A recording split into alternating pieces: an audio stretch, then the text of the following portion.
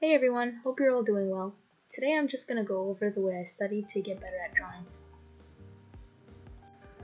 Originally, I was kind of hesitant to share my approach because I felt unqualified, but who knows, maybe some of you out there can benefit from this video. I usually study things I struggle with if there's something I notice I don't fully understand. I try to break it down and see if I can figure out what it's made up of. In this case, I'm studying the head and how to draw it based on the form underneath. I mainly focus on the skull, but maybe we could go into some of the facial muscles in a future video. It would give me something new to study too. The book I used to reference the front and side view skulls that I labeled is called Human Anatomy for Artists by Elliot Goldfinger. There's so much knowledge and it's a book I heavily recommend. It has detailed and useful diagrams of the different parts of the human anatomy. At first I was just focused on studying the pictures since the text seemed a bit intimidating. There's actually a lot of words that I had to Google, but it's rich with descriptions on how each piece functions and it explains some things that the images don't fully show. Next, I tried to get a few faces from Pinterest in different angles, and I tried to replicate the skull in the same angle, then I drew the face next to the skull to see how accurate I was at being able to draw the skull correctly from the photo. This part is a challenge and I really struggled with this, so if you need something to refer to, you can try to use free 3D skull models to get the structure right, and you will still learn about how the different parts of the skull look when they're turned. I have the one I used linked in the description below.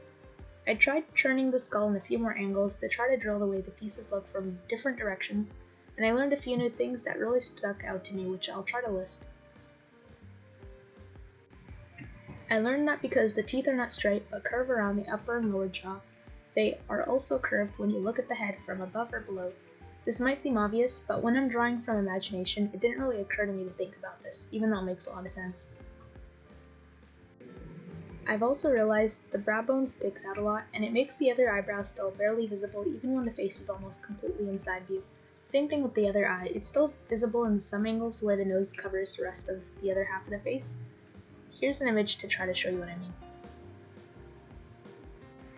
I also found that certain landmarks like the nasal bone and the eye sockets are very helpful to draw features like the nose or eyes because they help simplify the way you think about where they sit from different angles.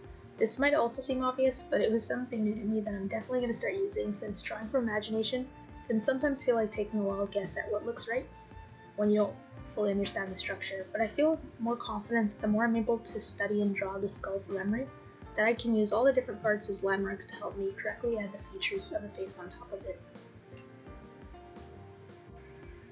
That's all I have for today, but as time goes by, maybe I can make some more videos and get better at observing new things from the studies, so I can give you guys new things to think about that might help you in your drawings.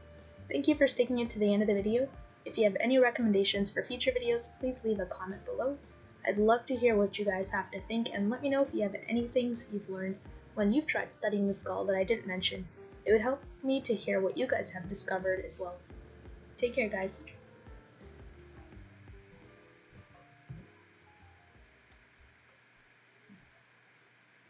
Like and subscribe.